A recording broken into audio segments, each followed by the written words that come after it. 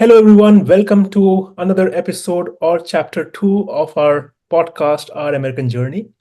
Today, we have Suhaib with us, and I'm very excited to share his journey, his story, and his successes, his failures, what was his story, and how he got to a place where he is right now. So, Suhaib, welcome to the channel, welcome to the podcast.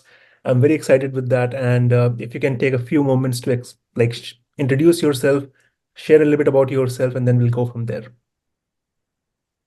Yeah, so hi everyone. I am Suhaib.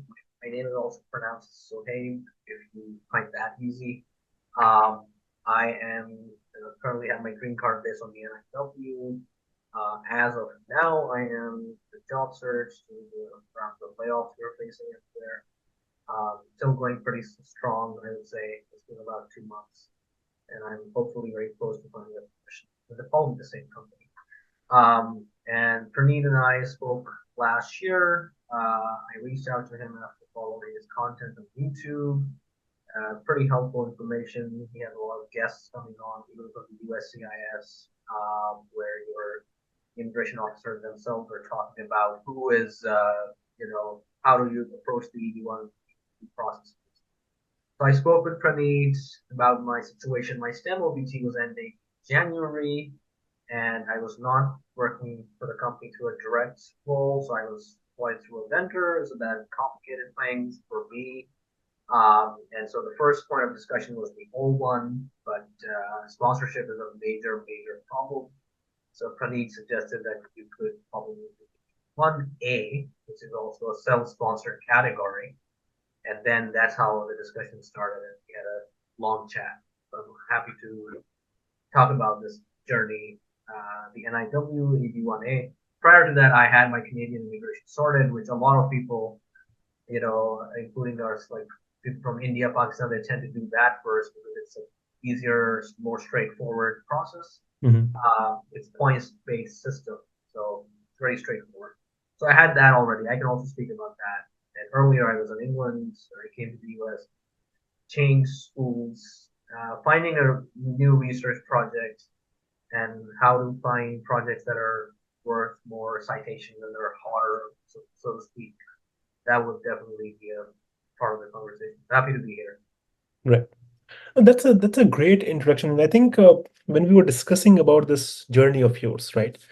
And you mentioned a very important point that all of us, when we come to do our master's or PhD, and when we complete that course, we have this 90-day clock. Yes. And that 90-day clock is where you want to get a job and start your OPT, right? Right. I think Right. you mentioned that you were kind of getting behind on that and you tried at the last moment, got something and stopped that clock. So why don't Yes. we start there? Like, what was that journey? Like, what happened? How was the job search? What were the struggles? It was COVID, I think, at that Yes. time. It was So, COVID, and everybody got laid off. And my situation was very peculiar. So a lot of my friends and peers from India, especially, they have done their homework. They usually have a couple of years of experience under their belts before they come to the masters. right. But their pathway is a little more traditional. They tend to go for the OPT and probably CPT and then H1B and the firm. So, and especially for those people, my friends who are from India, they tend to not do the NIW. So this Mhm. definitely, I think, this conversation will help them because if you look at the statistics for the I-140 submissions, almost like 90% are perm from India, and only Right. 5 to 10% are NIWs. Even in the EB-1, it's definitely usually EB-1C because that's another pathway to EB-1. But there's EB-1B and EB-1A, so we'll definitely talk about that. In my case, the peculiarity was number one, I had no experience in the industry. So my situation was even more peculiar because that was number one. Number two was that my field is mechanical engineering. Now, Mhm. traditionally, if you look at the statistics for H1B, almost 500,000 H1Bs in the country right now. Of those, almost 70% are Indian. That's And of those Indians, almost 60% are in the tech data science industry. yeah. So this, in my case, people who are in the mechanical aerospace industry who are Indian may be facing this problem. Um, Not to mention that they would not have the experience problem, but even I spoke with people who had experience, even then they could not find a position. and True. that was just as COVID was continuing. So I Mm, would say this is more like a unique timing thing, not necessarily as a broad strategy. But one strategy that I used is that, well, I had a very good relationship with my advisor, mm, and I did not have one advisor. I actually had two advisors during graduate school because I changed labs frequently. So I had multiple advisors. So one of my advisors who I worked with it was a project on turbulence model and machine learning.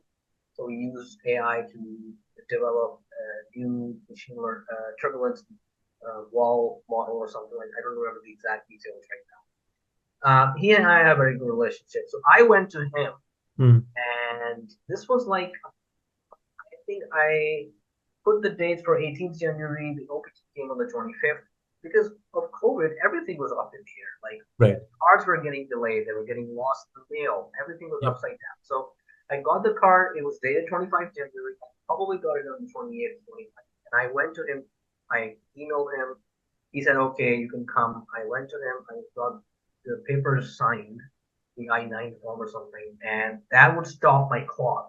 Right. And one thing that is interesting about the OPT that the whole year can be voluntary employment.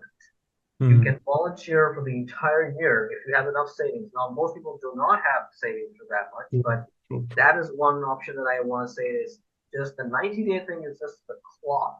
It's not the 90 days you have to find a job.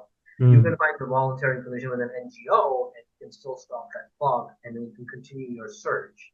right. And if you're a STEM degree holder, then you have to get paid in points.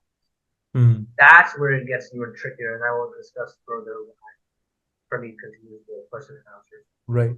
So you mentioned a great point that, okay, if you want to stop the clock, you can, let's say, get a I-9 form signed by a NGO, right? Yes, You can volunteer for them, let's say for stopping the clock, and also on the side, you can start searching out for jobs and right. doing it until you are volunteering for NGO or Yes, other non-profit organization.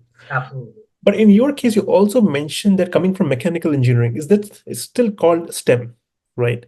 So in Yes. STEM, you need to be paid. So how did you manage that? Because So yeah, I would say I got lucky.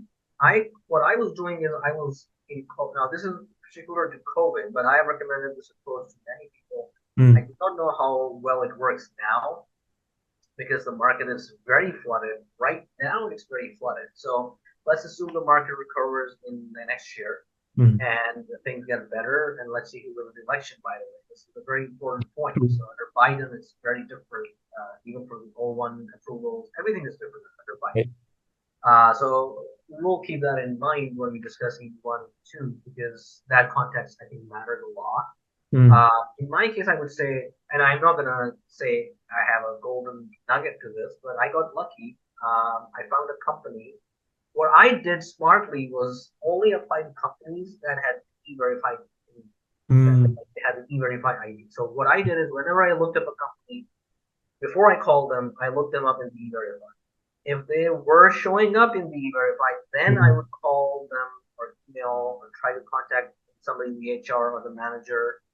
And a lot of them are small companies. So this is a mm, very crucial difference. Well, it could be a crucial difference in the sense that in the tech industry, they have a lot of startups.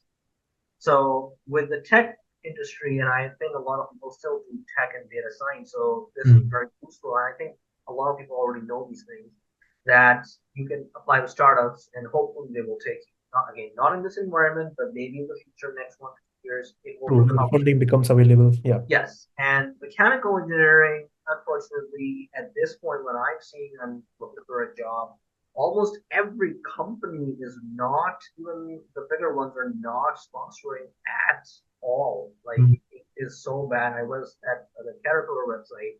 They have mm, like 250 positions in engineering or something combined. Maybe let's say 50 of them were mechanical oriented. right. And again, mechanical is very complicated. It's not like not that I'm saying computer science is a bad field or whatever, but it's very particularly it's either data analytics or data science or web development or game development or machine learning ops Hmm. or data engineering. There are varieties, but it's not as broad as let's say mechanical, where you could have mechanical engineer for quality, you could have a mechanical engineer for manufacturing, Right. and those are divided fields. You can't just jump around one from the other.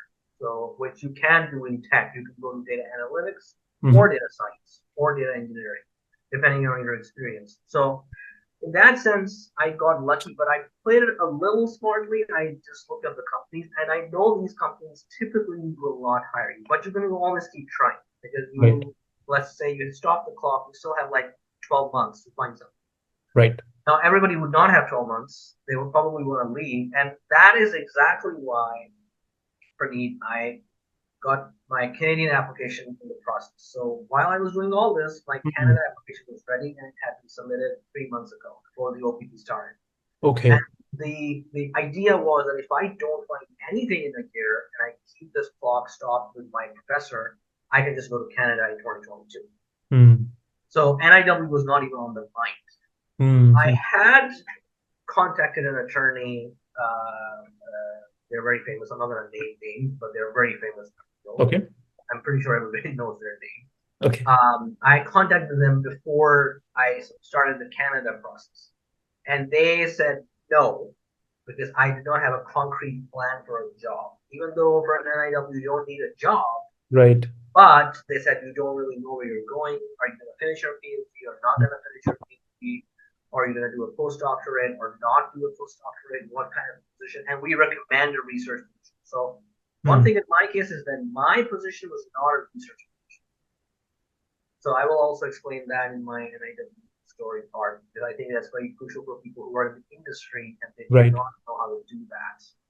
Hmm.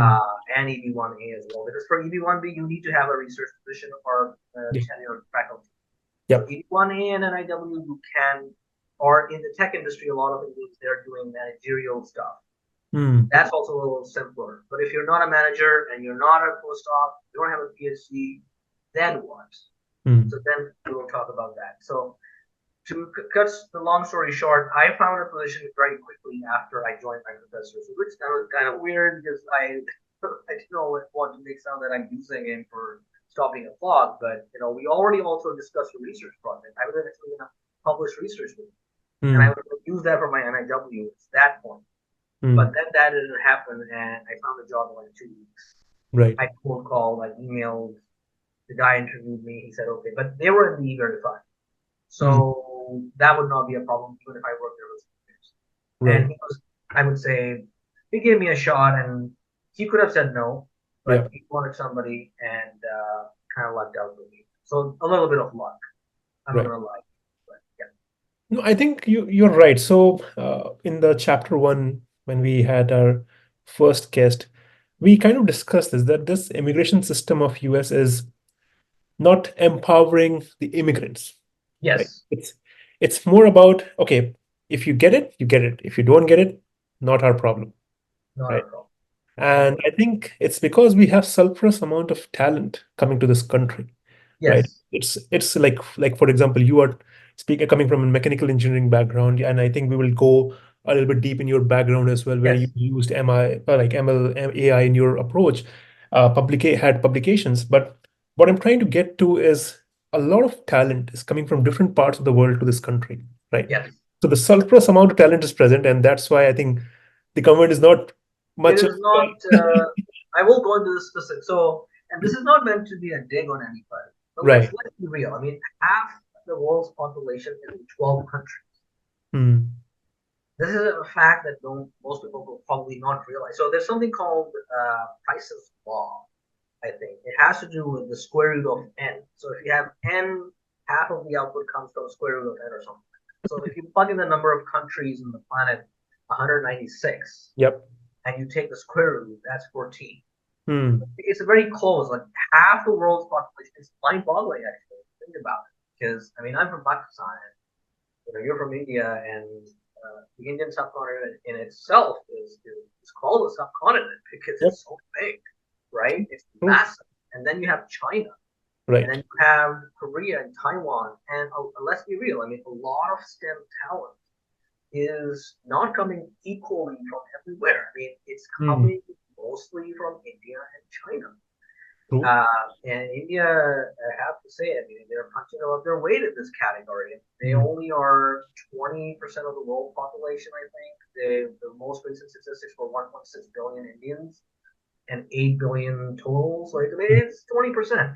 True. But if you look at the statistics for I-140 perms and H-1Bs, I mean 70, 80%, 90% Is if you add up China and India and I-140s for EB-2, that's 87 almost You're percent, right. Yep.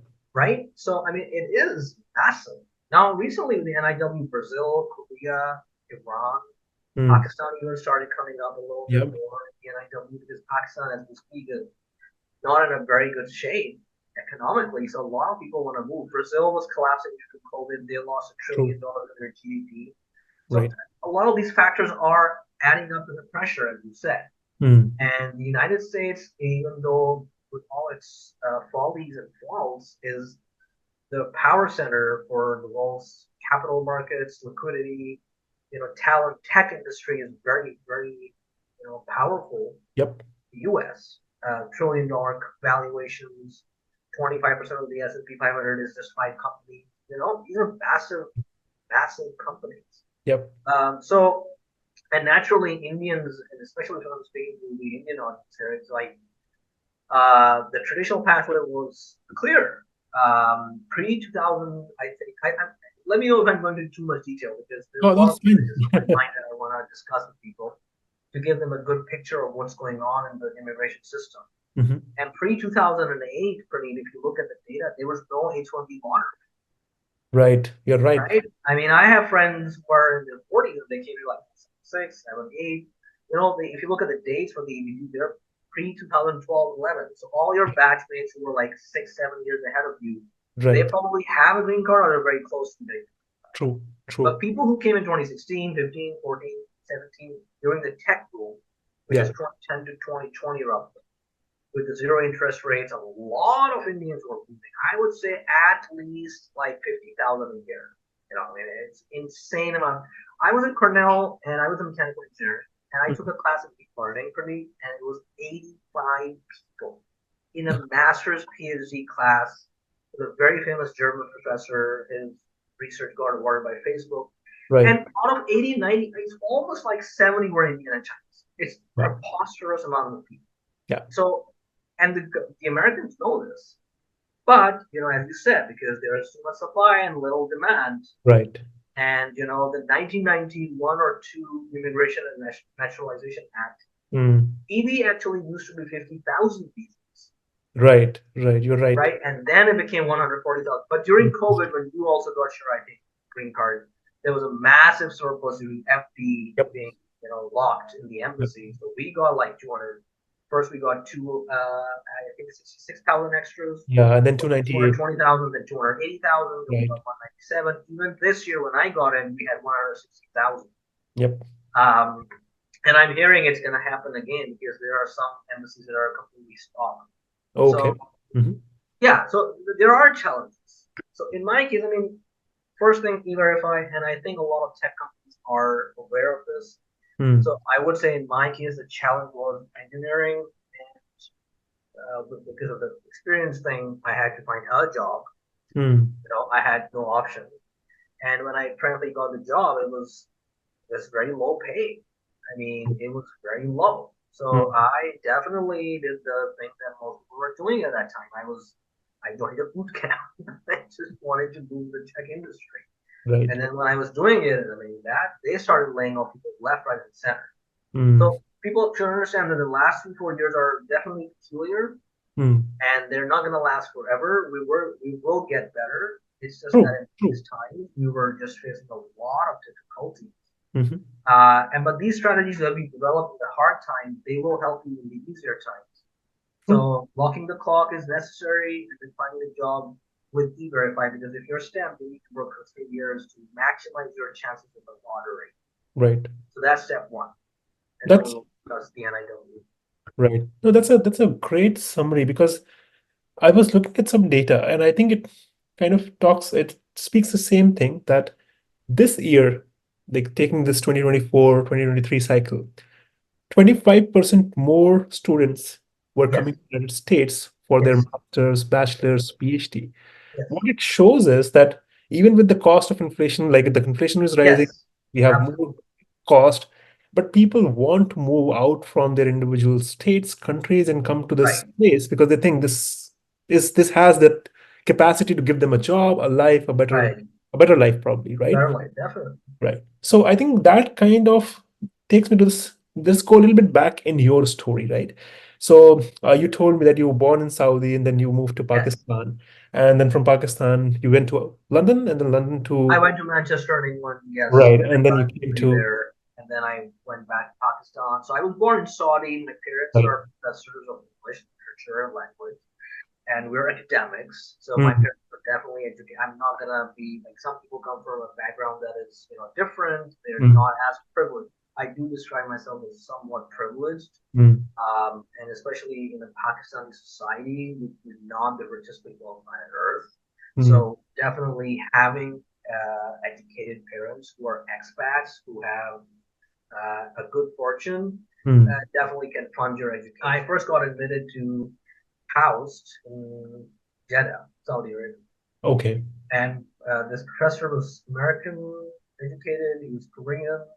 He was a Princeton PhD. He was teaching in Ann Arbor. Very established person in the Mm. industrial sciences. And I will explain. I mean, you can do that. You don't have to be in the U.S. to have an NIW. A lot of people actually don't True, know true. that, and I didn't know that either. And people should. Yep, EB-1 and NIW, you can have a PhD from IISC or IIT in India, and you can be working as a postdoc in Germany, exactly. Berlin, and then Yep, you can file an NIW from the German or Indian embassy. So this is true. very, very, very crucial Yep, yep. thing that people don't know. I didn't know this. Yeah, no, that's what I tell my videos and consultation that, like, for Yes, example, I recently got a chance to talk to people overseas, right, outside of yes, the United States. And the very first question they asked, like, do I have to move here? I said, no, you don't have to. If you have the qualifications, if you have all what you need for EB-1, A specifically, or NIW in that case, you can apply from whatever country you are residing in and then come here once you get your. I think that a lot of people should understand that PhD is not a requirement, right? yes. It is not And I required. and I think you started your PhD and then you started your master's. That's how it went, Yes, right? yes. So in the school, like when you came here for your PhD, started working, you have I think couple of publications. What was that process? What did you know in your mind that okay, this publication is going to help me in my case forward, or at that time you were just doing research without any knowledge of how Right. publication That's is also done? very. So in my case, this is very interesting. So when I tell people about my case, not every story is unique, right? Exactly. Every story is unique. You have your own pathway, and I am. It's not meant to say when I don't say unique. I use the word peculiar. The Hmm. reason I say peculiar is that there are some people like me or something. They just have an eccentric story. Hmm. In my experience, a lot of people, especially in my Indian peers, they have done a lot of homework, like Hmm. to the T. Like I was reading some threads by an Indian lady, and she had how to get a loan, how to get the GRE, how to. So what I was trying to say, this podcast, all this series, and what you're doing, especially, is very important because the whole process is very optimized for getting the job at H1B and a green card to EB2, but not for the NIW and EB1. People Exactly. are still learning how to do that. Right. So I think it's very crucial. In my case, I had that advantage because Hmm. I was coming with a fresh mind to this. Right. If you have done a lot of homework, it's good, but then it also your focus on that. Like so my Exactly. young friend, like okay, I have my senior from my ID, my badge 09 told me this I have to do this, and Right. I'm doing this, and I'm going to get a. So everybody's doing tech industry. Everybody's going to get a job at Google. Everybody wants Amazon internships. Hmm. Everybody wants is doing day one CBT or O1 or True. something. Even O1 is not that common. Yep. Yep. Yep. Recently, people have started to learn how to do O1 and Yeah. I have some Indian friends I'm helping actually on a personal basis, Yeah. and they're PhDs and they're still struggling with it because it's not Exactly. easy, right? It's not. People think it's like if I have a PhD, it's easier. No, it's not. Yep. It's True. not easier. It is an advantage. It Exactly. is an advantage in the O1 process. I will say that if you have a PhD, they explicitly say that the O1 webpage is a PhD, you will get an advantage. Yep. So they do consider, but it not just a PhD. And this may be offensive to some people, but if you got a PhD from, let's say, Stanford Hmm. versus, let's say, you went to a state school in the Midwest, which is good, but it's not like tier 1.1. Mm. Because there are tier 1 schools, and in tier 1, there are 1.1s and 1.3s. It's almost like EB-1 has A, B, C. Exactly. They're all EB-1, but EB-1 A and B particularly are harder to get. EB-1C, you can do stuff with it. Mm. It's more tedious. You have to go abroad. You have to do Yeah. the managerial stuff. The executive one. Yeah. That's a little different. So EB-1AN, especially EB-1AN and NIW, they're more curated for the individual. So you can carve your own niche, and then you can present your material in such a way that it convinces the officer that Right. you are that individual who deserves to be recognized as an alien or non-citizen. Well, now they call it non-citizen under the Biden government. A non-citizen of the exceptional or extraordinary or researcher of extraordinary ability. So Right. this is very important with EB-1 and A and B both. Exactly. Yeah. With the exception that EB-1 B your employer has to sponsor. That is always an exception, but generally the process is very, very similar. And in my case, when I came to Cornell, I was at Cornell. The first setback, I was at Cornell, an Ivy League, and I had to move to Penn State. Not that Penn State is a bad school, but Cornell is a nice. So I came with the full funding. I wanted to do combustion. There were not a lot of researchers in combustion. A lot of things happened. I had to select an advisor in 8 weeks. I never knew that. I was very slow. I focused on coursework, and I did not get my advisor in the first round. Right. So everybody had an advisor. I did not have it. So that was a problem. Right. And so, but that put me in like that grind where like everybody has it. No, I don't. And I need to find something because I didn't want to go away from Cornell. Even though I did start applying to other schools even then, because I knew that in places like Cornell and MIT, you are very tight. Exactly. Timelines are very, very tight. You miss the first job, you probably are not going to make it. And that's what happened to me. So I got in with an advisor on a teaching assistantship in the chemical engineering department. And I was doing research in suspension mechanics. Which is pretty mathematical. Right. And I had to learn tensor calculus, applied math, calculus of variations. So that gave me a very solid math background. And then I had a lot of math under my belt in my bachelor's. So what happened is that my advisor told me that you're not making enough progress. And you should probably find another recruit. That's like, okay, that's not looking good right now. Right. So what I did is I started talking to almost everybody in that college. I spoke to people at operations research, machine learning, electrical engineering. I started applying to schools. But one thing that struck me was like everybody's doing machine learning, so maybe I should look into this, right? So at least I can maybe not get a PhD or a master's, but I can. Well, initially I wanted to get a PhD in machine learning, and that would be almost impossible because it required way more mathematical stuff to be done first, and then a computer science degree maybe. You need to know data structures, algorithms, you need to know all these things. And I'm an aerospace engineer. I don't know all that. So I learned what I could from the lab. I was in for 3 months or 2 months. And then they said, well, you're interning, but we have other candidates, and so you cannot continue with us. Right. So what I did is I took the fall semester at Cornell. I taught a communications class.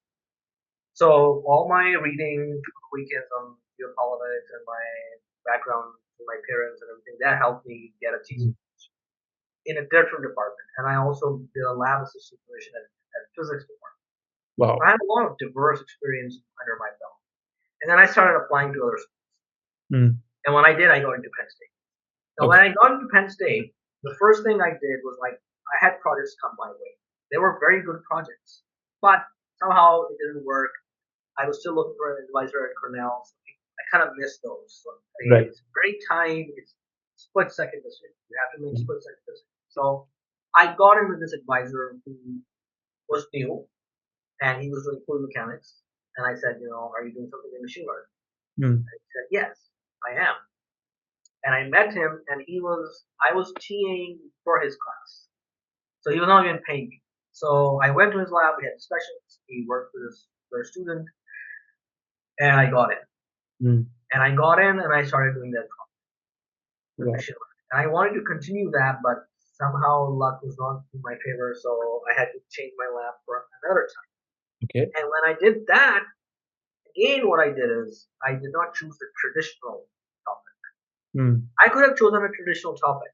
Right. I could have chosen experimental fluids or something, and it will give you good publications, but Mm. it will take more time.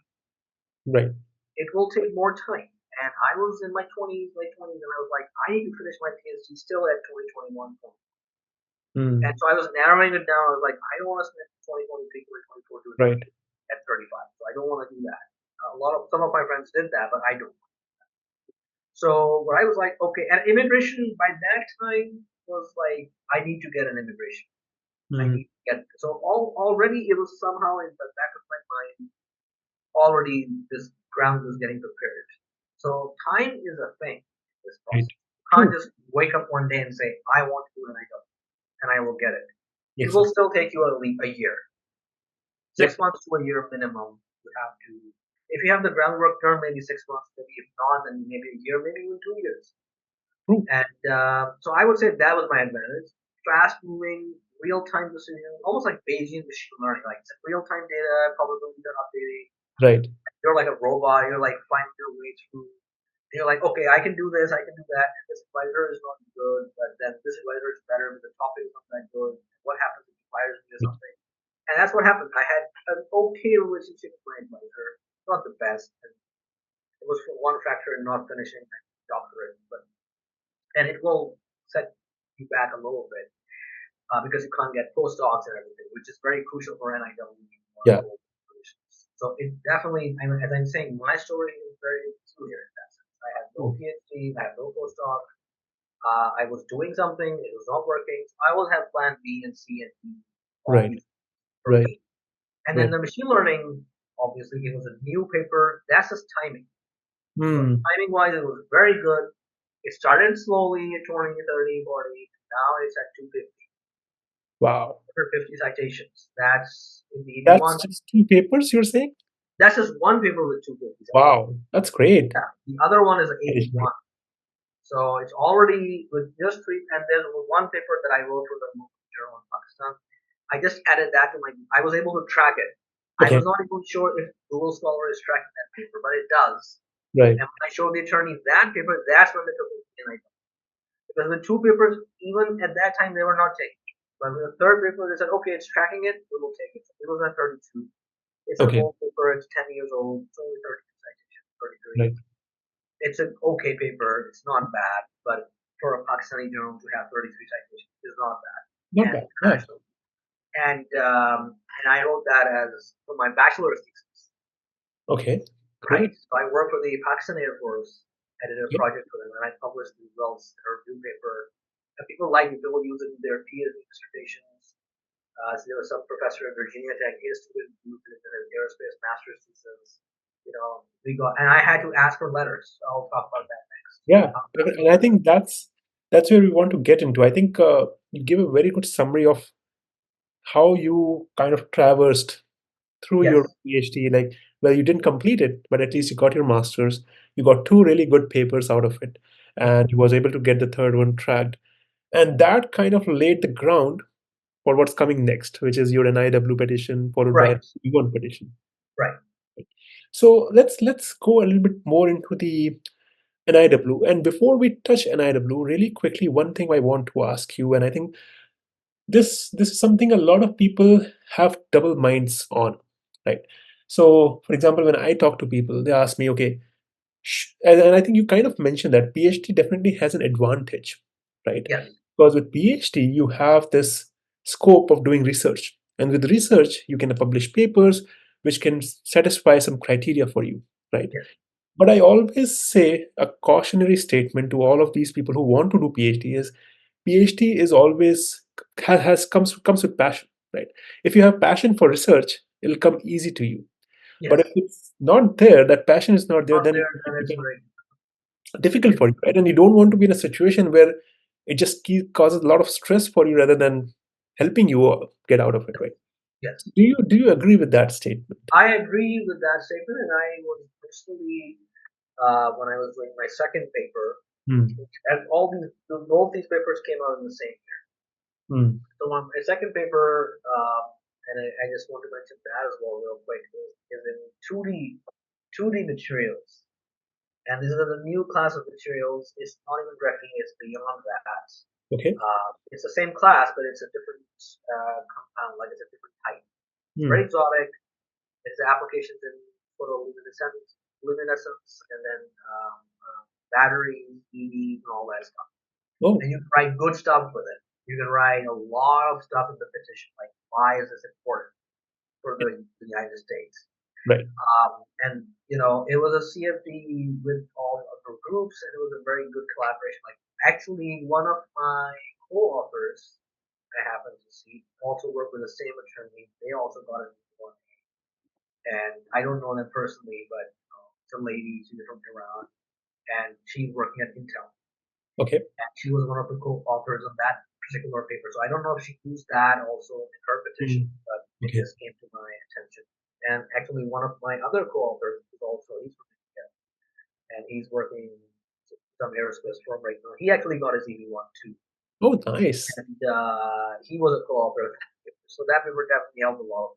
It was a big collaboration. So obviously, when you're writing a big paper like this, you have to be very focused on what you did.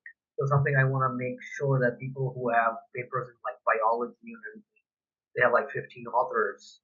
You need to be very specific as to what What you you did. did. Yes. You can't just make it up. That said, with your PhD statement, I definitely agree with it. I definitely agree. I was very passionate about it, but I would say with some things that have happened to me during the process of onboarding and finding an advisor, finding a good advisor, definitely can make you a little cynical. And sometimes you are passionate, you have a good advisor, but you just don't make progress, and that can also make you cynical. So a PhD is not a degree. A PhD is a journey. Exactly. It's not a degree. People think it's a degree, but it's not. It's really a title that you can do research independently, or at least you can critically evaluate Right. research. Exactly. It's a title. I mean, it just means doctorate of philosophy. It has roots in, even I think in the Muslim and other traditions, they have like these kind of titles, where like you are allowed to practice the field with that. You're a practitioner, so you're given like the permission to research, teach, independently write grants. You're like this thought leader in the field in that particular niche, in that area. So it could be in mechanical engineering, materials, that particular niche. Right. And the harder, and just the unfortunate reality of the citations market is that some papers will get more traction than other papers. Definitely. Definitely. That's how it is. And traditional, and this again comes back to my choice. I mean, as I have said, that number one, a lot of people do not select engineering, but some people do. So whoever is listening to the done engineering, they can listen to this and try to incorporate data analytics, data science, and geo work, because that's the reality of the U.S. job market, U.S. research market. And if you have data science experience, you can get more jobs. True. I've been doing that myself, and it's just more suited for people who do graduate degrees, I think. And so there's a lot of things to it. Right. It's just more white collarish, you can do more things. You can write your papers faster. You can write up code, you can test it, you can evaluate it, you can submit it to a hackathon. You can do a lot of things with code. Exactly. Starting a car company and starting a dating app are different scales. That's why there are more dating apps than car companies. It's just scaling. Exactly. It's just the nature of the game. I mean, if you write like a model, I can't do DNS, but I took some data with my professor, direct numerical simulation. It was done at Johns Hopkins. It's probably a terabyte of data for ports. It's it's hyper super computing. Like they probably spend $100,000 on the simulation of this thing, because you get 4 hours from the NSF. So definitely a PhD if you are in the right spot, and people are doing it successfully. There are a Exactly. lot of people who are, but they're still getting data science jobs, Yeah. right? In mechanical engineering, even if you're doing like these kind of things, it is naturally you will go there because traditional engineering is more about like manufacturing, and I will get to that as well. How I did that at the ASNT. So the Mm. next part was when I did that, I came out with a master's with a job, and the OpenC was locked, and everything was done, and the Canada application is there, and I got frustrated because they're saying your application is not being processed. So I contacted the lawyer again with the third paper tracked in, and the papers are start of getting the citations I need, and Right. it's already at 50, 60 Mm. something. So Right. it's already there.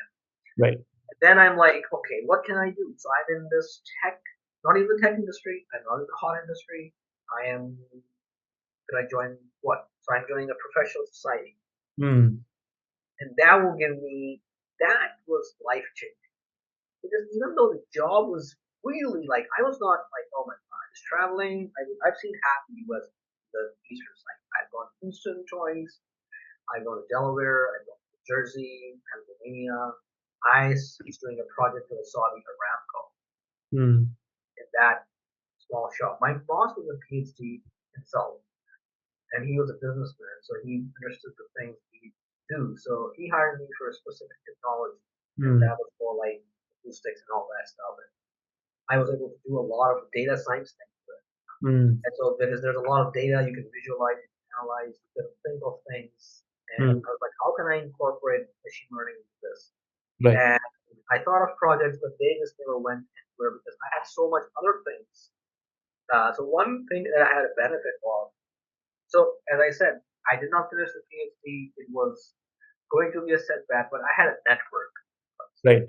I would say people who do a PhD, it's not just for the PhDs for a network, but if you don't have a PhD, then you have to have your industrial corporate side network. But you Exactly. need a network. Right. I mean, I have a friend who is a PhD who's working as a data scientist right now. He makes very good money, Mm. but he has not even done the NIW right now. He's still learning the intricacies of this. And he did finish his PhD Mm. at Cornell. He had the same journey as me, and he was Wow. with me for 6, 7 years. Wow. But he ended up doing a PhD, Mm. and he's a very smart guy. He's actually an IISc graduate, Mm. very smart guy. But you know, it's just not. And I have to give this message. It is there is some luck involved, Oh, yes, right? definitely. I mean, I don't want to say excessive hubris people who got here, who got a green card like you or me, but there is a level of luck, timing, For sure. definitely is involved in this process because it's so complicated. And Uh, you know, yeah, yeah, and I think that kind of goes to the fact, and I think you mentioned that in the very beginning of this podcast, taking decisions at split seconds, or yes, sometimes decisions that you take with time. Like maybe you don't want to spend a lot of time and you just go with what comes your way, yes, may help you down the road, right? correct. I think those split second decisions are Those some are very critical. I mean, it almost sounds like you are a Formula One driver sitting exactly in that's 5G. You're driving at 150, 200 kilometers an hour, and you're taking a turn like that Monaco trip right, where, like, it's a very sharp turn. right, Things can go wrong really, really fast. exactly, You chose the wrong field. You had a right, bad advisor. Your school didn't work. Some people right, had to cheat. Some people right, ran out of funding. right, You are not finding letter writers mm, who will write letters for you. right, A lot of people don't want to write a letter. I force true, people on my paper like this paper was cited by you, this and that. They will not respond to. right, So the ASNT when I joined it, they were picked. They were like, good. This is good timing. We're just starting the machine learning stuff. Like, okay, right, that's good. And so if I had joined earlier or later, I would have missed some projects. And true, then I found professors who helped me because I didn't have a PhD. So I needed to review papers. mm, So I had to get that access. I had to do conferences. I had to do other things. I was in touch with my professor who was my thesis advisor in the bachelor's program. Mm. Right. I was in touch with him. I spoke at conferences. I spoke at the Indian Society of Non-Destructive. Wow. I did a webinar with the ASNT that was televised to like 80 countries. So a lot of, and I kept adding them. Yeah. I had to keep track because I was not doing research per se, but I was doing white papers. I was in technical reports. I was sitting on committees. I was doing regular committee work. I was Mm. teaching constantly to the advisors there, and I found a professor at one of the top universities in the Midwest. Again, I'm not naming universities for privacy purposes, but he helped me write the letter. He re-signed it from EB-1, and then I had somebody from Birmingham and Dubai from my institution where I studied for aerospace. They were Mm. a senior, like 10 batches senior from me. Mhm. They gave me a letter, and then the professor at the principal at King Abdullah University, they gave me a letter, even though I never worked at a lab and I was in contact with them. So having the right people at the right time who were willing to Definitely. help and write me a letter because I needed two for the NIW. I already got this, Right. and two for the EB-1A. So I only did four. But some Okay. people have to do 3 to 4 letters for the NIW and maybe 5 to 6 for EB-1. Right. I Right. only did four. Right. Two international and two from the US. And I And think papers also same way. I did like 41 reviews.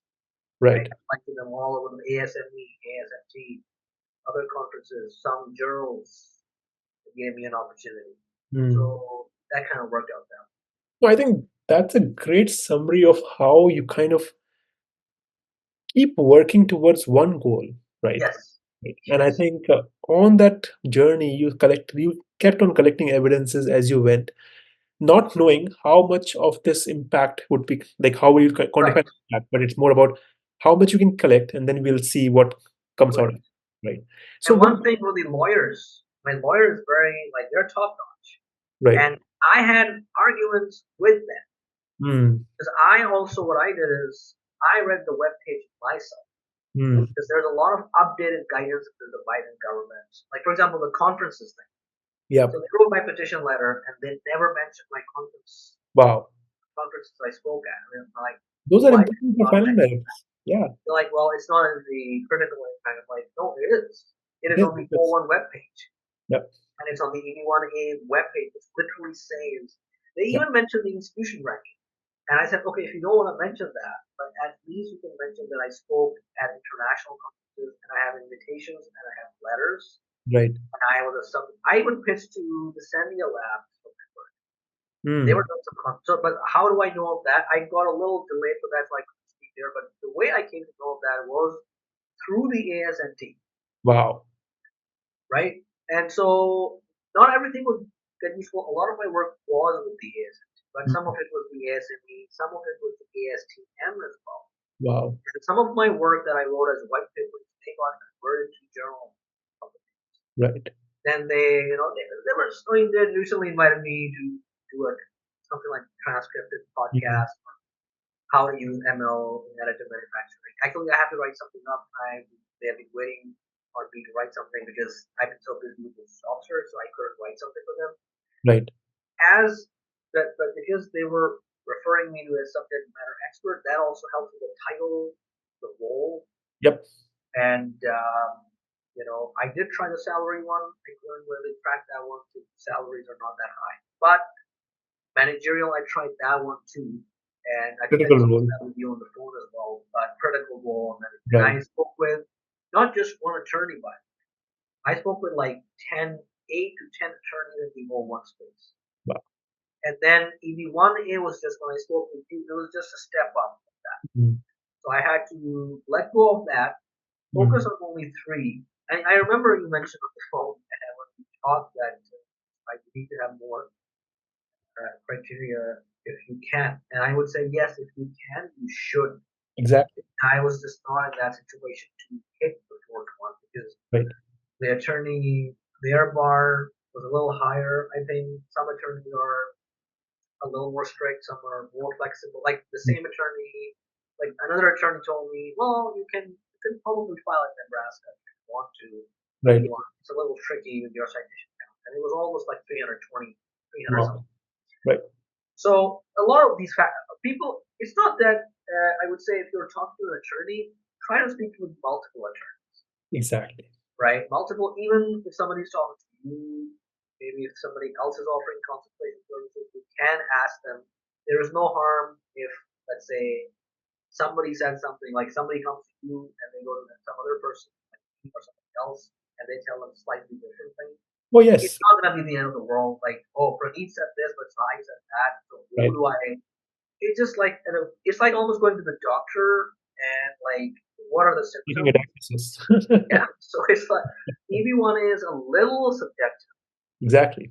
Um, you know, it's on the immigration officer. There are they have the Kazarian thing, and the NIW has a Tanasar. Mm. The Tanasar thing came into play in the 2016 decision on the matter of Tanasar because they did not really have anything Mm. objectively. So they had to come up with the matter of Tanasar. He was an assistant or associate professor at some university actually, and Mm. his case was denied. He had to Right. fight back and get and this was in the Obama administration. So immigration was definitely better. But I would say under this administration, it has gotten significantly better. Like, for example, I follow the critical and emerging technology. I definitely recommend people look into that. Mm. Like in your computer science, like if you're working in AI or not just AI, you can say deep learning, reinforcement learning, Mm-hmm. materials, you can say composites. Actually, what I ended up doing is because I was within that network, and so one of my colleagues, he's now a professor in India. He was at Penn State, and he and I, he invited me to. Again, this is on contacts. Not everybody will have this network. So I'm just saying out Mm. loud, everybody has their own situation. Maybe I had a better network, so I could make up for the fact that I did not have a PhD. These are the things that you have to decide yourself. Right. But he had access to top places like Mm. Elsevier, Springer. So I now have chapters in three of his anthologies, and they're all in polymer matrix composites or coatings. And I mixed up the gas turbine with the coating and materials and simulation. Mm. When I presented my case, I did not say I'm a machine. So my attorney said, "Why don't you say machine learning?" I said, "Look, I'm not hardcore machine learning. I'm using machine learning to Application of solve machine. problems in engineering." And then Mm. I wrote specific areas where either I had a research plan or I've had done research. So for NIW, it can be if you have a research plan. Mm. But for EB-1, you need to have already done the research Yeah. and established extraordinary presence in that area. So there, that difference you Sure. have to make that significant. Like you should be clear. Like you can't just say I'm planning to write these papers 2025 Yeah. and I'm doing EB-1. Right. Yeah. Yeah. You have That's to. not EB-1. Yeah. You have to prove it. And I think you gave a good foundation of your case as presented for NIW and EB1, right? Yes. I think as we are kind of nearing to the end of this podcast, right? One Yes. thing that a lot of people would be interested in is what exactly was in your NIW petition and what you stepped up in EB1, right? Right. What was the Yes. difference between the two? And I think one example you gave is okay, you have to prove that your work was extraordinary ability, right? Right. You are in the exceptional capability or ability to be in EB1. But Right. what how much time and what difference was there in the two to sum it up? The time was very because I signed up with an attorney in 2021, Hmm. but I filed. I'm not the most. I can be procrastinating, so I filed in January 2023. 2 years, 2 years almost, right? and that's not because I was not ready, but because my attorney was like, they give me different messages. So they said, well, it's okay, and then they said, have to publish more, and I was just starting with the ASM. So I Hmm. said to them, if I'm just starting out with the ASM, just remember, I graduated in 2020, Right. and I was with Canada. The Canadian case was taking longer than usual, Right. and it used to be like 6 to 9 months for the experts. but they took like 27 months to actually do the At entire that time. Yeah. at that time. So Yeah. definitely, COVID is this unique situation. But I was collecting, they had a book chapter thing that came Mm. up in 2020. We still could never manage to publish that book. But in the meantime, I was talking about my friend who's a professor. He was doing those books, so Mm. those started coming out in 2022-ish or 2023. And all the white papers and the conferences, all that kind of took me 6 to 8 months to actually have something concrete, and I had to list down every paper that I did, Mm. what my contribution was, and if they want to select it, not select it. So they said, okay, we will include these technical reports and white papers, and whatever you're working on, we Mm. will include this. So that added weight significantly. It was the NIW. And because I took so much time, and again, this is just a unique situation that two of my papers had inflated citation count, Mm. very high. Right. I'm already running into 100. When I applied the NIW, I had 220 citations. Wow. Right, so I'm already there. Yep. I mean, I am 80 to 90 away from typically they say 300 is good Yep. enough. Yep. It's a good starting point. It's Yep. not 500 is very safe. 300 is like where you start to get into that territory. Yep. And then almost like I would say, but the major thing was when the December 2022 where the role got backlogged. Right. In January I applied, and I did I was like, I'm gonna waste my money, so I spent $2,500, and I got approved in like 3 days Wow. for the premium. I just sent it on Monday, Thursday, on Friday they told me you're approved. That's it. Wow. So they cashed a check on Wednesday, and Friday morning I was like, yeah, holy shit. So just to give a timeline perspective, in 2023 you filed for your NIW. NIW. My priority date was January 6th, January 6, 2023. 2023. Wow. So basically, let's say you filed on January 3rd, the day Yeah. of 2 years, and you got approval in 3 days. And when did you file for EB-1 then? Because you were preparing for both, I think. So my target was July or August. Because 01 was it was closing. The stem Right. official was ending January 2024.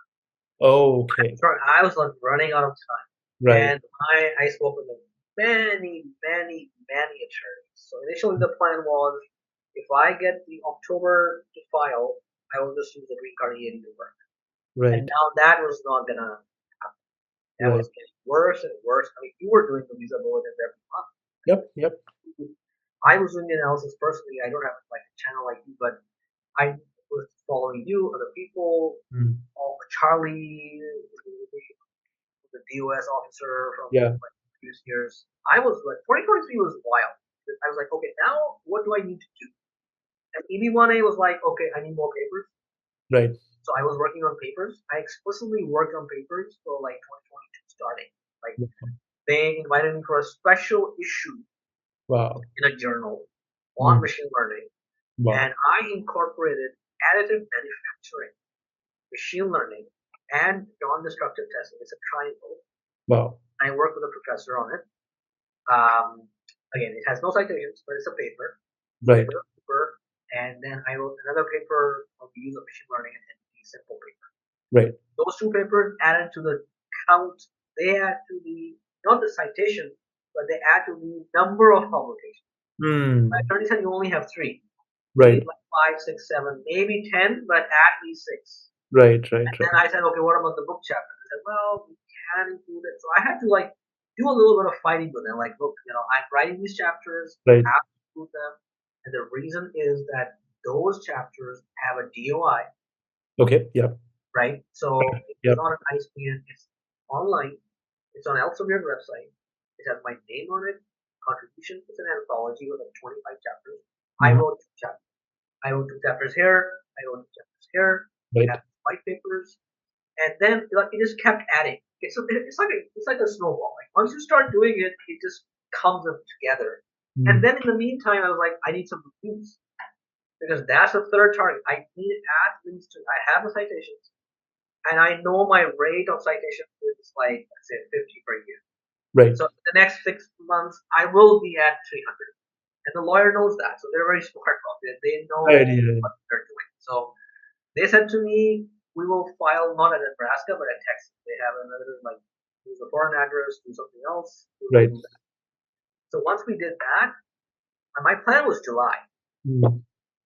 but I did not file in July because some letters got delayed. I got into the second H-1B lottery. So I thought maybe that will work out for me. So I kept waiting and waiting, and the stamp opportunity is coming together like Yeah. this. And I'm like, okay, this is tight. And I had to get reviews. They said 10. I was like, I'm gonna do 40, And they said, don't from like, and this is very important. It has to be different sources. Right. If you do one or two, that's not enough. Mm. You have to have 3 or 5, maybe, and at least 10 to 15. Sure. So they can say like, you're not just making it up. You just Right. have to reviews. Yeah. And they have to be esteemed. Well, ASNT is itself very esteemed. They are Oh, yes. by SME, ASNT. ASME, ASN. They have conferences. I have contacts. People who edit those conferences or head those conferences, they're in my network. So Mm. I was able to get those done. And they were simple papers, not very complicated, but if they're complicated, that's fine. They were in my area. Right. It has to be in your area. Exactly. You can't say, I'm doing wind energy and I'm doing Pradeep's reviews. So you can't do that. Exactly. Obviously, this is common sense, but I'm just saying because some people will, there are many fields within subfields and people will Right. mix up. So be very critical. Right. And if you're doing this mix and match, then you have to broaden your petition. Mm. But don't make it too broad that it's just everything. Yeah, then they will start comparing it to other. Then they will start comparing Yeah. Yeah. those fields. Yeah. So I just kept it very mechanical. So Yeah. I said non-destructive testing, machine learning, and fluids or something. The Mm. reason I included fluids and non-destructive testing and materials is because of the critical and emerging technologies. Right. Original contribution. Yes, and in those technologies. So Yeah. additive manufacturing is definitely up there. Right. Right. So mechanical, in that sense, I mean, if you're a web developer, you may not have a lot of Mm. you will have to do machine learning. Yeah. And so your leg room is limited, but you're like medical, healthcare, mechanical, aerospace, there is more leg room because there's semiconductors. Like I Yeah. know this guy who just 50 citations and he had EB-1 because he was doing EB-1 in the semiconductor. He had a Exactly. patent. Exactly. And they need that so bad that Right. they gave him an EB-1A on like 50 citations. Right.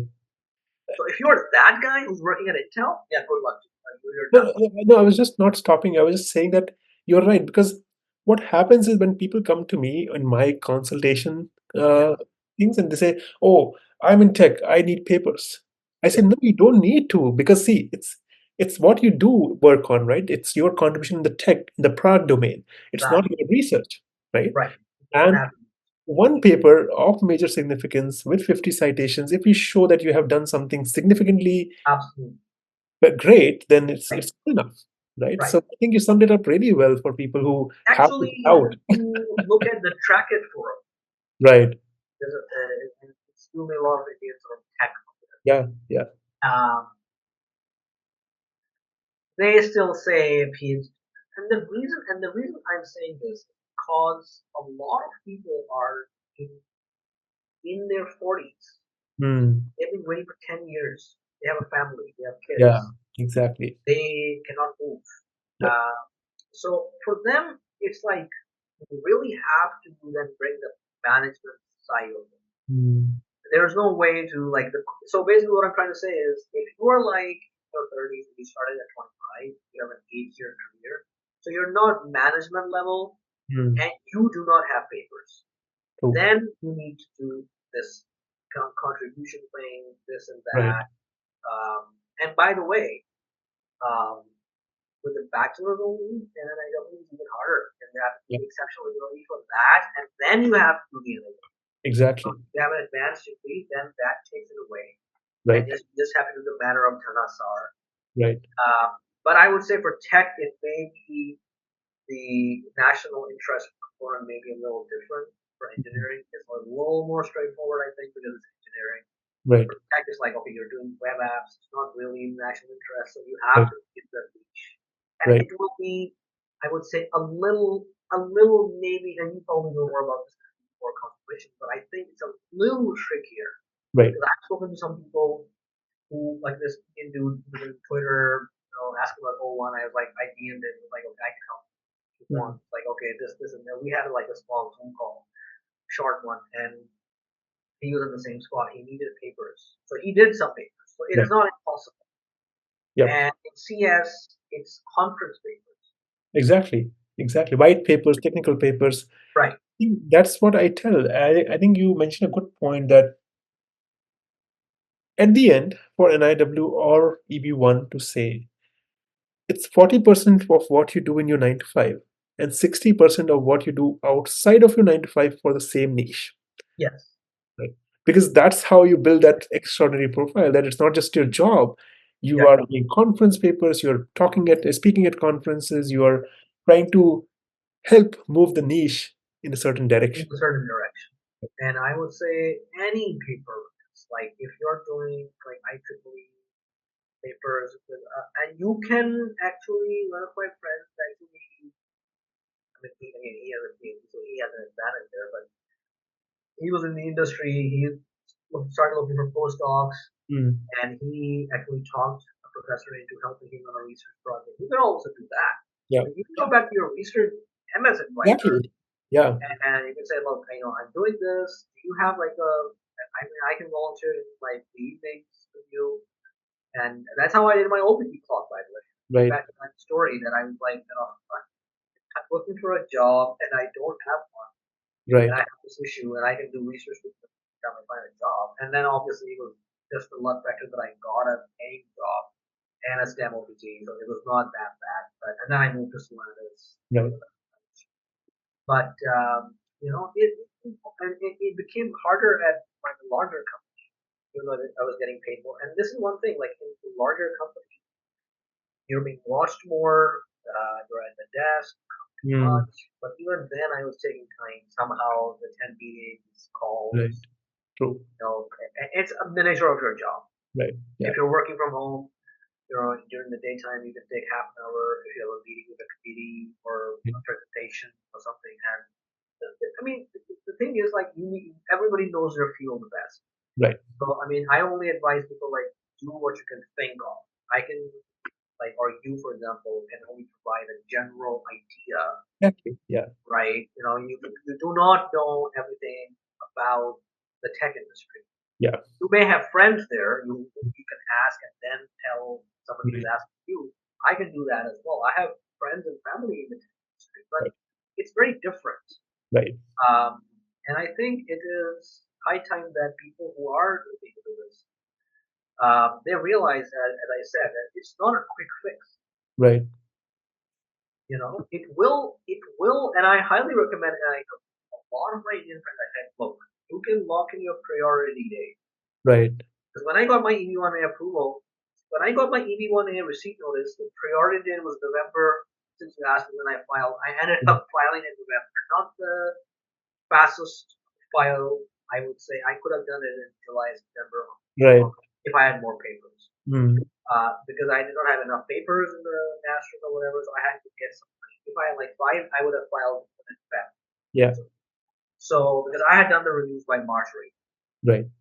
So, and the letters, of course, people take time. Oh, So yes. 2, 3 weeks, 4 weeks, 5 weeks. Sometimes they're traveling, they're on vacation, so They're on vacation. right. It's a lot of, it's a hassle. And Yeah. for me, it's like, how do I even find an international architect? Having a network is extremely, extremely crucial.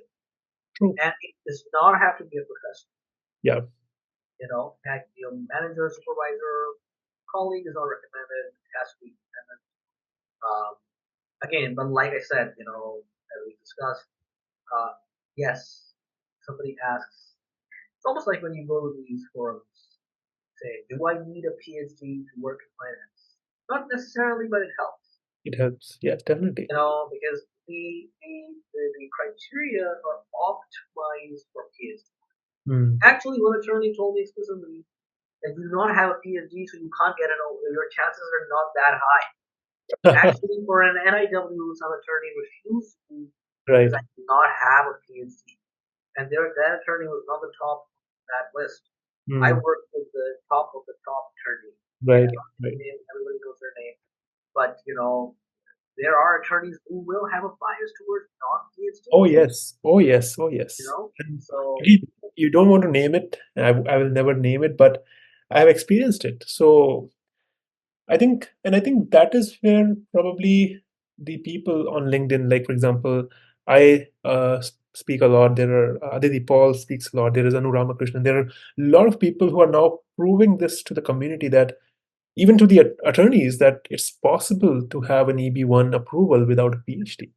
yeah, And I think that's kind of influencing them as well to now understand that scope, and then can kind of go back to the drawing board, reiterate the process, and understand what works and what doesn't work, right? And I think you are an extreme example of that. Like, you had so many different things in your box, and you decided, okay, well, I'll use machine learning, I'll go into data science, I'll keep intact my mechanical engineering background, and then bring all of that together to present my case. yep, Right. yep, So it's basically connecting all those all thoughts the and then dots. making a petition Yeah, which can stand yourself out and show that you are an extraordinary ability yeah, person. absolutely. Right? I mean, I it think was there's like something to when, that. I spoke with you. It was a very fruitful discussion for me, and then because it's almost like not even speaking. It's like okay, somebody will help me. Right. Even speaking to somebody could help, right?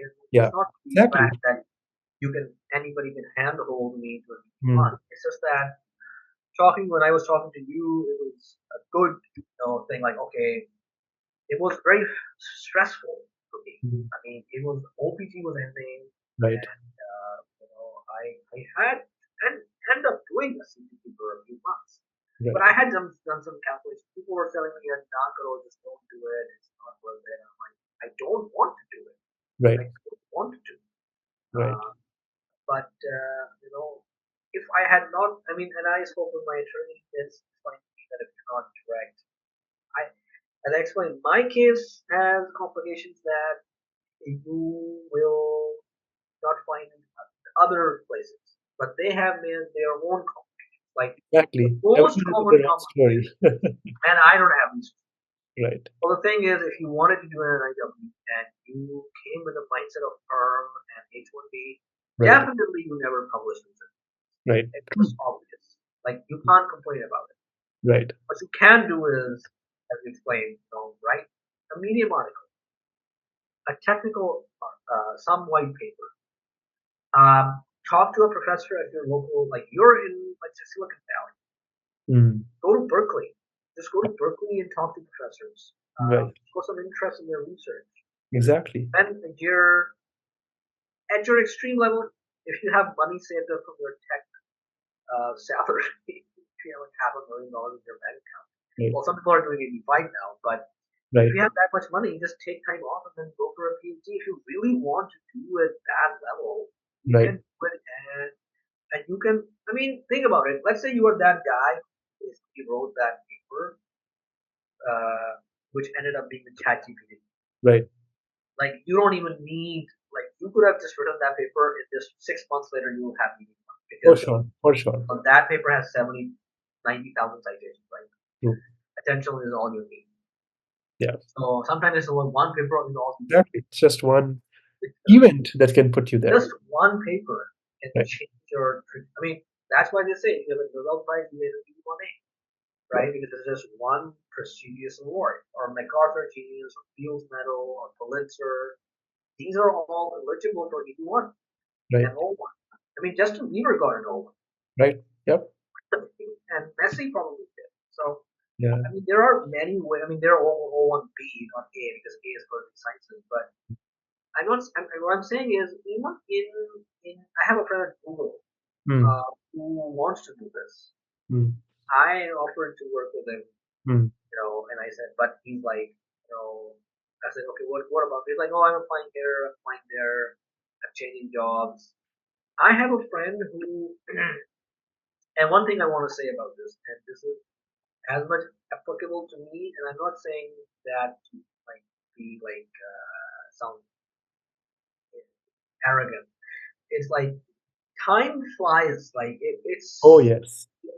time is like you can think, daydream, and if you have no research paper, you can just waste weeks saying, "Well, I don't have a research paper. Mm, What can I?" yeah, Well, just join a PhD program, right. and it will get you more OPT actually, if you think about it. Yeah. You can do 9 years of OPT in the US technically Yep, because you can do bachelor's OPT, then you don't yep, get an H1B, then you go for a master's with OPT, and then you go for a PhD another 3 4 years, then you get an OPT, right. and then you can also do people CPD. You can keep going forever Yeah, that's if you true. wanted to. And in that time, you can always join a PhD with the intention of just doing that and maybe get a PhD if you really want to do it that way. It's the most straightforward way. I will say it is the most straightforward way in that sense. Exactly. Otherwise, you can just do the salary one if you're in the tech industry. Well, people Critical are getting role. laid off now, so Yeah. maybe not that one. Mm, And one more thing I want to mention is for me is that now, especially with the layoffs and mm, like the tech industry not sponsoring those as well, mm. Yep. you know, it is becoming crucial that people who are in it, they need to be educated. If they want to come here, they can just do NIW EB-1, Right. stay in India. If they want to come to the US like 5 3 4 years later, they can come to the US. And True. you True. know, this is a major advantage. Right. No, And that, yeah.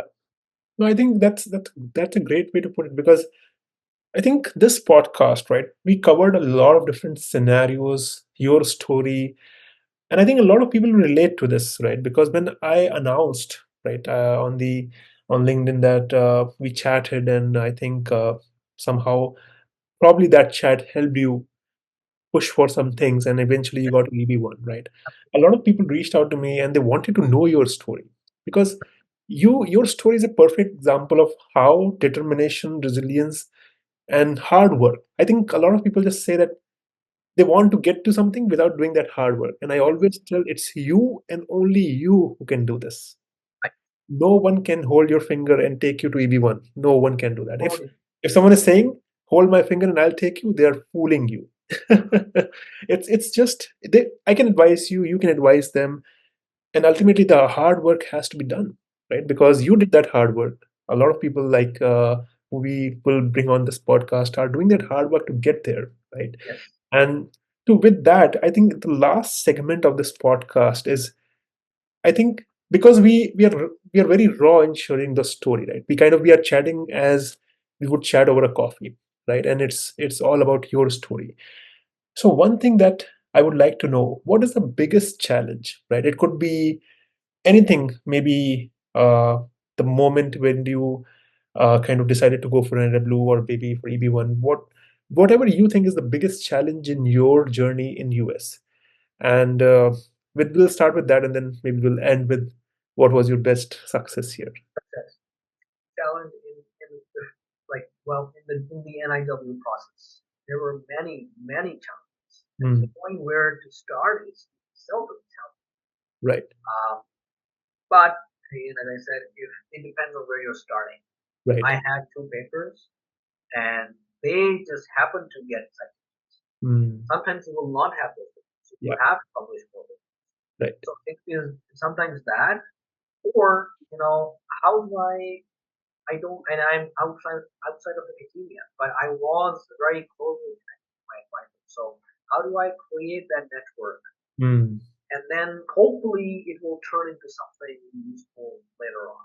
right. So having academics in your network will definitely boost your chances Def- significantly, Definitely. because otherwise you you only have the other way you can do it is have a balance, Mm, or you have meaningful impact in terms of revenue, and your boss can write a letter for you that you brought in like $15 million of funding, yeah, or you created this UX app and more people watched YouTube, and that ad revenue is like 100. right.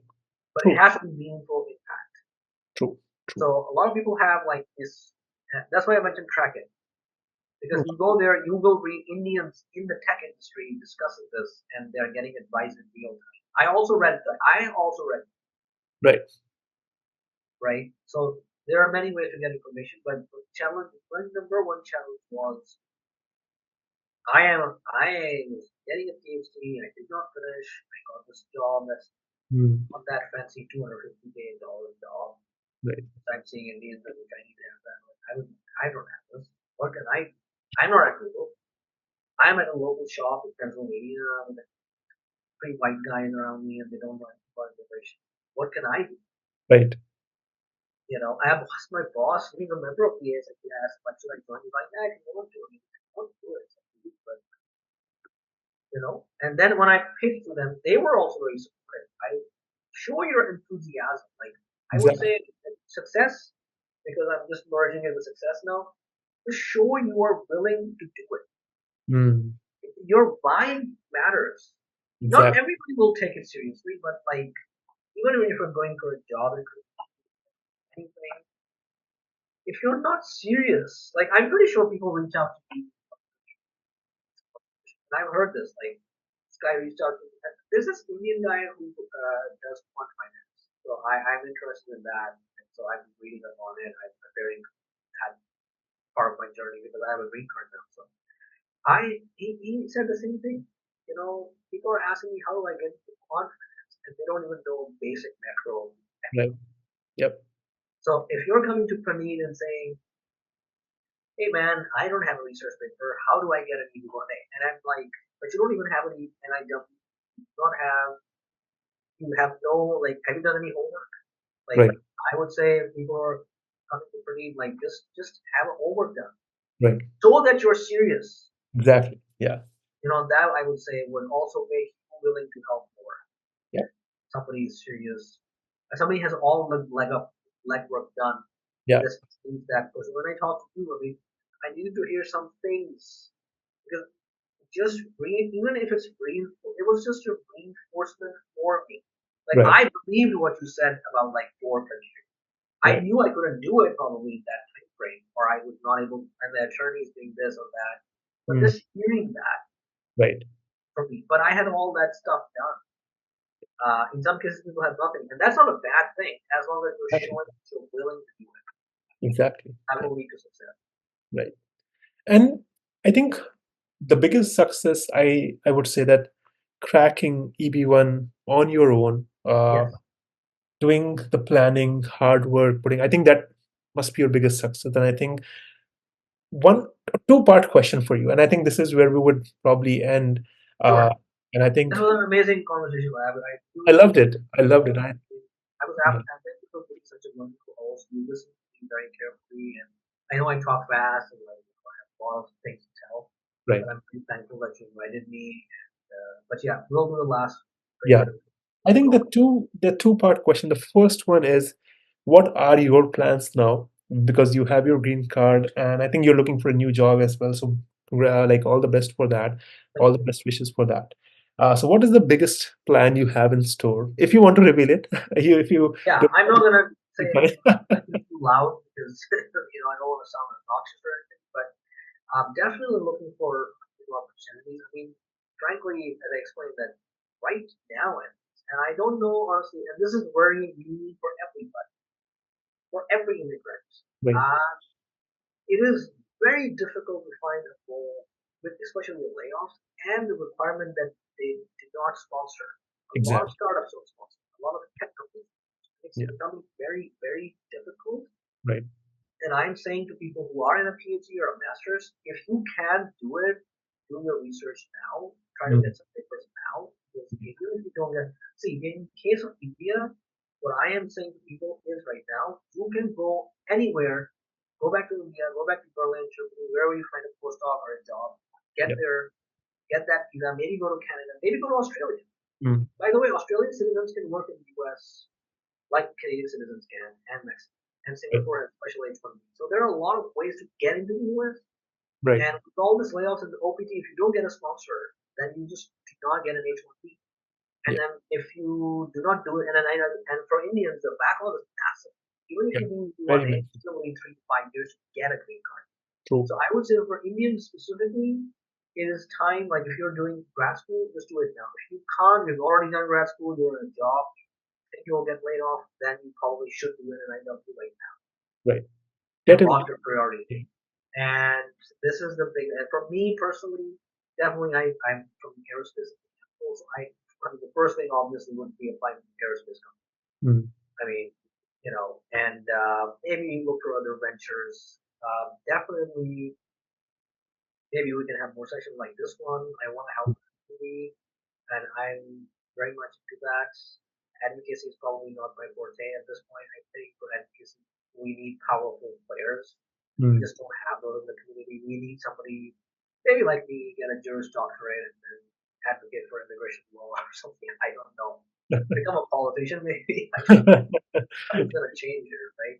But yeah, some things like that. I mean, definitely looking into new skills, doing more research. I Mm. have some projects on the pipeline. I have more book chapters, books, research Great. papers.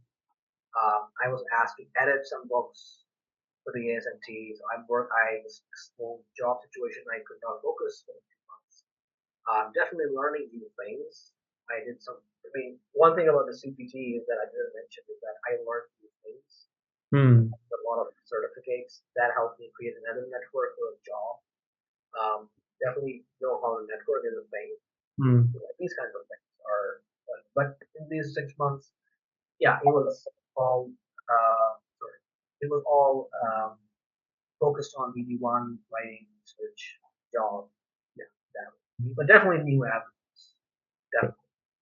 And I think probably the last question, I think this is a question which a lot of people have in their mind, right? So I think I will ask it the most straightforward way, Sure. and feel free to answer as you would like. But one question that everyone has on their mind, specifically for students, should they come to US? That is the first part. If Yeah. yes, is it still that dreamy place where they can get what they want? That is it. It's difficult. I'm not gonna say, especially, and I don't want to keep saying, I don't want to keep naming Indian Chinese, but unfortunately, the system is they have just designed it Right. that you have gaps. And I know it's a very contentious issue. I'm not from India, so I understand the frustration, but I also understand why it's done, and the number of people, and it will not help anybody to. And with advocacy, I mean, we can just ask for more visas. Right. Caps removal would hurt Indians more than anybody else because there's just so many of them. You will not ever clear the Indian backlog. That said, no, US, if you're coming to the US, you should not be coming with a loan. Mm. You should not be taking out loans like $50,000 that you did in COVID's zero interest rates and get a like cushy job in tech with Mm. internships. Try to stay in India. Maybe do a startup. If you can do a successful startup, you can always come to US on your own. I have a friend who came from. He was not a good GPA, Mm. and he was a senior of mine. He went to Italy, did his PhD, got a postdoc at MIT, did not get it. Then he came to Silicon Valley. I think he went to TikTok. He came on an O1, and then he got EB-1 A or B, and now Mm. he's doing his own startup. And he's not very young. Mm. Like being in your early 30s, I would say it's kind of young to get something like that done. People are doing this in their 20s as well. If you're a PhD in ML and you got it during a PhD, then of course you can get it at 27, 28, you can get your green card. Right. But most people will be 30, 35. That's That true. said, there's no age limit, but especially for Indians, no, do not come without a plan. Right. Make a Like, what if plan. you don't get a job after your OPT? Nobody's sponsoring. Like, they're just saying, will you ever require sponsorship? And if you say yes, they just toss out your application. You can't get a job in an OPT. It's so frustrating. Right. Yes, you can send 2,000 applications and brag about it. What's the point of doing that? Like, just stick to India, get an IIT education, get a startup, build up a profile, maybe do an MBA or something like that.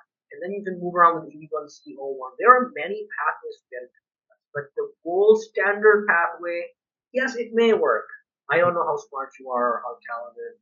Let's say you went to IIT and did a master's at 21 and you have 3 publications in NIPS. Yeah. You already are 81 Right. But even then, if you come to a PhD, during those PhD time, you publish push for, get your EB-1, but even then it's difficult. Right. And you have to still find a job and post-op, and then you're 30, and then you say you don't have enough money or something. So this is person to person, but for most people, no. No, I would not recommend it. This is weird to me, but when people used to ask me, should I go to England? I said no. Wherever I go, people don't. I have told people don't come here. When I studied aerospace, I said don't do this. Right. But, so and you are here for even longer than me, I think. But like you already seen this happening. Yeah. I have seen this closely because I was in engineering. Right. I was not in an echo chamber like frankly most people in tech were. Because they were the only companies that are hired. Right. That's why most of your tech industry is Indian Chinese foreign. Right? Electrical CS is number one in foreign born. PhD, like almost 60% electrical PhDs are foreign born. Right. So these things matter. That said, it is still that dreamy place, yes. Yeah. It is. The reason is that it's something to do with getting to know more math statistics stuff. It's the Pareto thing. I mean, the US is 27 or 25% of the world GDP even now. Right. I mean, it is still, and I know that I am personally I don't like getting politics too much, but I'm personally very satisfied seeing, because I'm a neighbor, I'm from Lahore, and I'm very satisfied to see India's progress. Yep. I'm happy. I wish the same for Pakistan, but it's not happening right now. Hopefully it will. It will. People don't have to get a green card, but immigration is something people will keep doing. The flow of goods and services and ideas is a cornerstone of our civilization. And I think the US, they need to think deeper about this. They're not, but I'm seeing some signs. I'm seeing a lot of, by the way, good news is that NIW is like, it is going a little down for NIW. So, but that means that's a good sign, because if you stand out, if you do it right, you will get it. You'll get it. Yep. And EB-1 also, I have seen. Actually, when I was on Reddit, I got DMs, and there was a guy with 800 citations. Constant work. It's bad. It's so bad. It's people like this have to eat. There was a Hopkins PhD couldn't get an H1B. Right. It's like, okay, dude, natural language processing PhD, right? And it's just light following. Guys, really, I mean, they're really smart people. But so I was trying to help personally. I was trying to help them, and so I have seen approvals at 150 citations too. Yeah. Maybe 1A. So don't discard them. Right. So yeah, definitely. What I will say is one more thing before we wrap up is that in my case, yes, I did not have the entire solid plan laid out. Things kind of worked out a little bit in my favor too. And I was smart enough to take chances, but it may not always happen. I could not have found a job in COVID if I had not found a job and I was not like thinking about it. Right. I had not done the Canada thing, so my stress level was like, I don't have a backup. Very true. Then with the ASMT and ASME, and then it just kept rolling. But it has to have some direction. You can't just work in any direction. You have to have some direction. That's why for me, people like Pradeep or anybody else, they can help you with that direction. But otherwise, you can keep asking questions and you can get your own path. Right. But I would say come with a plan, because now with the job thing is very different. Right. You need to have a green card before you come. Right. That's difficult. That's a very good point. Yeah, and because you're right, the job market is not at the best. I'm not sure how much time it will take. And it's not going to improve with they're still going to keep asking for green cards. I did not know this. Otherwise, I would have a different, even a career trajectory. Yeah. The fact that I had to do this job, and I still get asked questions like, this job, and study this. I'm like, I have a green card. What can I do? Yeah. And so moving laterally from me is different. Yeah. So some things you have to still figure out, but if you know what's happening, and I did not have that information, but I suspect that in the near future, employers will not take the cost burden to sponsor an applicant. And H1B still costs $5,000. I have a friend who's doing an O1. The manager is very friendly. That's why they're doing the O1. But the O1, the lawyer is charging them 10,000. That's true. That's true. Yeah. And I was not even paying nowhere near this. I Right. paid only 2,500 for my EB-1 to the lawyer, Mhm. just so that I'm clear. I it was my own funding, but um, please keep this in mind that people don't want to spend $10,000 on an Indian applicant when they can get a US applicant for free. That's true. So yeah, these things. But definitely, maybe we can have another conversation about this job market. Yeah, definitely. And Thank I you think for having me. with this podcast, definitely, I think we will have your LinkedIn in the description, and people will reach out to you because they Sure. definitely have questions on how you exactly crack the code. Yes. And I want to thank you, Suhaib, Yeah, for coming on this podcast, uh, spending time. And I think we had a great chat about different topics. absolutely. I love it. And I hope you enjoyed it. And I'm I absolutely. I mean, I same here. loved it. Yeah, Somebody listening to me, and you're so polite, so kind, and you're a very good listener. Unfortunately, I talk a little fast, and maybe some people will miss things that I said and ask me questions what I said. definitely. Yeah, But thank you very much for first helping me that time. It was very critical, and now having this conversation. I felt like time was flew. I mean, it's all sorts of things we discussed, right. including my journey and all the side points. So it was pretty helpful for me because if somebody wants to ask me questions, I can just send this recording. Yep, definitely. Thank you. Thank you. Yeah.